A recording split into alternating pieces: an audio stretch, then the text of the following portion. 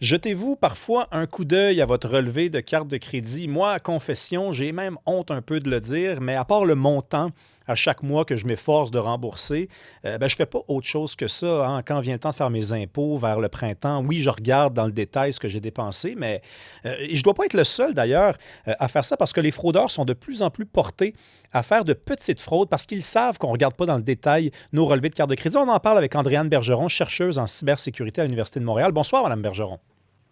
Bonjour. On parle beaucoup, beaucoup des grosses fraudes, des milliers de dollars, des centaines de milliers de dollars, mais on ne parle pas de ces petites fraudes de 7, 8, 9, 10 dollars qui se font à la longue sur les relevés de carte de crédit. Oui, effectivement, c'est quelque chose qui existe puis qu'on remarque moins, donc puis aussi qui fait moins réagir les banques également, donc on en parle moins, Oh, effectivement. ben, c'est ça, les banques réagissent pas parce que... expliquez-nous ça. Est-ce que c'est parce que les clients s'en rendent compte sur le tard et que la banque peut alors évoquer le fait qu'il y a eu de la négligence du côté du client? Ça, c'est une bonne question. Là. Je suis peut-être pas la mieux placée pour répondre à cette question-là, mais c'est plus que les banques sont vraiment, tu sais, ils vont développer des façons de voir quand est-ce que votre comportement, tu sais, de dépense va vraiment au-delà de qu'est-ce qui est normal. Donc là, ils sont capables de détecter les grosses dépenses. Mais là, pour les petites dépenses comme ça, c'est vraiment plus difficile pour eux de venir, tu sais, de venir les détecter parce que s'ils cancellaient nos cartes de crédit à toutes les fois qu'il y a un 2 $ qui passe, on les aimerait pas beaucoup. Donc c'est ça, c'est plus difficile pour eux de les détecter. C'est plus à cause de ça que je pense que l'effort est plus mis sur les grosses fraudes. Quand est-ce que ça a commencé, ce stratagème-là? Est-ce que ça a commencé lorsque on s'est mis à parler presque tous les jours de grosses fraudes et alors les fraudeurs se sont dit, il faut qu'on change notre façon de procéder? Je ne mettrai pas la faute sur nous qui parlons des grosses fraudes. Je pense que c'est juste un peu l'évolution. Tu sais, les fraudeurs, ben, ils évoluent dans leur technique, dans leur stratégie.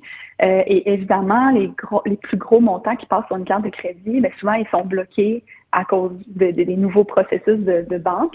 Donc, peut-être qu'ils se sont juste dit que la meilleure façon d'évoluer là-dedans, c'est de s'en servir pour des petites transactions, comme, mettons, ils vont s'abonner à Netflix, mais sur notre carte de crédit. Comme ça nous prend plus de temps de nous en rendre compte, puis ils peuvent en profiter plus longtemps. OK, partons du début, là, parce que c'est drôle, malgré tous les dossiers qui ont été faits, malgré les histoires d'horreur qu'on a entendues, il y a encore des gens, et j'en fais partie, qui ne comprennent toujours pas comment les fraudeurs procèdent. Pouvez-vous nous donner des exemples là, de scénarios au terme desquels on réussit du côté des fraudeurs à accéder aux données bancaires des clients? Oui, comment ils obtiennent votre numéro de carte de crédit. Ben, il y a plusieurs façons de procéder. Je dirais que probablement que la plus commune, ça va être, dans le fond, souvent on rentre nos cartes de crédit sur des sites quand on fait des achats ou des fois il y a des sites qui nous demandent une carte de crédit sans qu'on passe d'achat.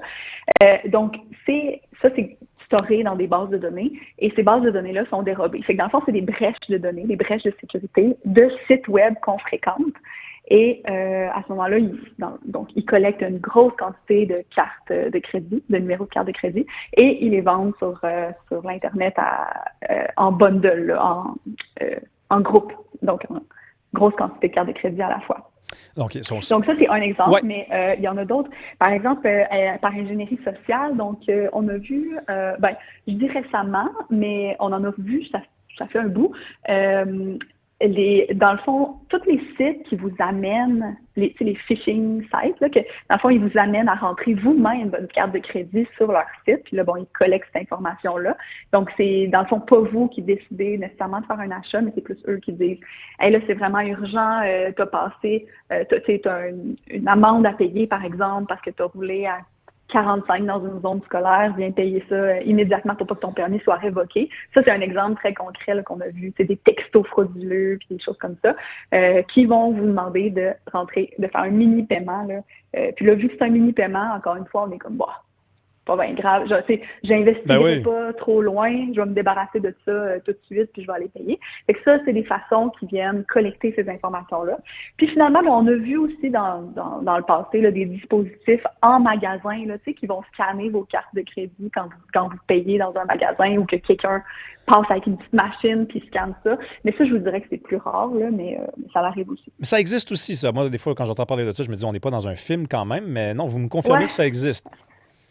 ça existe. C'est très possible à faire, mais je ne dirais pas que c'est une grosse prévalence. Autre scénario dans lequel j'ai de la difficulté à croire, puis j'ai hâte de vous entendre là-dessus, c'est le fameux scénario où on vous appelle et où on vous demande, par exemple, oui, allô, puis là, vous répondez oui, allô, puis là, ensuite, ils raccrochent, puis après, ils utilisent votre voix pour ensuite acheter des affaires avec ça. On est rendu là, apparemment. Oui. Ben, avec un oui, allô, je suis pas sûre qu'ils se rendent très loin, mais qu'ils vous fassent parler un petit peu, effectivement, ça pourrait être utilisé après ça pour imiter votre voix dans d'autres situations. Ça aussi, ça existe. Moi, en tant que chercheur, je considère ça pour l'instant encore anecdotique, là, dans le sens où il y a des chercheurs qui le font pour voir si ça marche, puis on a dit oui, mais après ça, ça non plus, c'est pas très prévalent. Mais on en voit, j'ai le goût de dire de plus en plus, mais là, en même temps, je suis en train de mesurer ça, donc je peux oui. pas être certaine. Ben, vous faites bien de nous rappeler que c'est une bonne idée quand même de continuer de dire oui, allô quand on nous appelle. On n'a pas encore des raisons de s'inquiéter là-dessus. Je vous repose je veux comprendre là, la fameuse responsabilité de la banque avec ça. Je sais que vous n'aviez pas une réponse précise à me donner, mais si on se fait frauder, est-ce qu'on peut appeler la banque et dire, ben écoutez, là, oui, c'est moi qui ai peut-être été négligent, mais je ne suis pas le responsable de cet achat-là. Quelle est la responsabilité de la banque si une transaction passe sur notre carte de crédit et que ce n'est pas nous? Je ne connais pas exactement s'il y a une loi ou des règlements par rapport à ça, mais c'est vrai qu'on a entendu parler quand même récemment de gens qui disaient « Ah, ma banque n'a pas voulu payer parce que j'ai été négligent. » Ils ont dit que j'ai été négligent, mais c'est quand même rare. Quant à moi, normalement, les cartes de crédit vous protègent contre ça, puis vous remboursent immédiatement. Dans le fond, la plupart du temps, ils bloquent la transaction avant même qu'elle ait lieu. Là. Donc ça, c'est de leur responsabilité de prévenir la fraude dans ce cas-ci. Puis notre responsabilité de rester vigilant puis d'avertir immédiatement nos services bancaires quand quelque chose arrive. Bon, je veux qu'on termine l'émission avec des petits trucs, là, parce qu'il y a sans doute des façons là, qu'on peut appliquer dès ce soir là, pour éviter que ça nous arrive. Des petits trucs quand même là, pour faire face à ces fraudes qui se diversifient et qui se modernisent de plus en plus. Est-ce que vous en avez? Oui, c'est sûr que pour la fraude à la carte de crédit, ben là, c'est de vérifier nos comptes, nos relevés, être plus vigilant pour ça, parce que des fois aussi des petites transactions qui ne nous appartiennent pas. Ça peut être des transactions récurrentes, mais ça pourrait aussi être juste une petite transaction qu'on ne remarque pas, puis qui va devenir une grosse transaction après. Donc, être vigilant, regarder nos comptes, c'est toujours une bonne chose à faire. Mais sinon, avant que les fraudeurs aient notre numéro de carte de crédit, peut-être être vigilant à où est-ce qu'on met nos informations personnelles. Puis c'est bon pour notre carte de crédit, puis c'est bon aussi pour notre numéro de téléphone, notre adresse à la maison et tout ça. Donc, quand on s'inscrit sur un site, là, est-ce que ce site-là, quand c'est pas gouvernemental, quand c'est pas des trucs officiels, est-ce qu'il y a vraiment besoin de savoir votre vraie adresse? Si vous vous faites livrer, oui, là, mais sinon, est-ce que c'est vraiment pertinent de mettre ça? Donc, se poser peut-être des questions à où est-ce que je suis en train de mettre mes informations personnelles? Est-ce que c'est une bonne place pour les mettre? Et puis, souvent, privilégier les plateformes reconnues d'achat en ligne, c'est aussi des compagnies qui se protègent plus, qui ont plus de moyens pour se protéger, donc pour protéger nos données. Mais c'est bon, ça, c'est pas garanti jamais, hein, mais c'est un pas dans la bonne direction. Puis faire attention aux emails ou SMS de fraude ciblée. Quand c'est urgent, quand ça presse et que ça joue avec vos émotions, c'est toujours une mauvaise idée de réagir immédiatement. Oui, et puis j'ajouterais un truc, vous me direz si c'est un bon truc, mais si on a du temps, parce que ça prend du temps par contre ce truc-là pour l'appliquer, si vous recevez un courriel d'une organisation, d'une compagnie, d'une institution, mais vous trouvez que c'est bizarre, vous ne recevez jamais de courriel de ces gens-là, prenez le temps d'appeler. De les appeler pour vérifier si ça vient vraiment d'eux. Les numéros de téléphone sont disponibles sur Google. Le numéro de Desjardins existe. Le numéro du centre de service scolaire pour lequel vous travaillez, il existe aussi. Merci beaucoup, Andréane Bergeron, chercheuse en cybersécurité à l'Université de Montréal.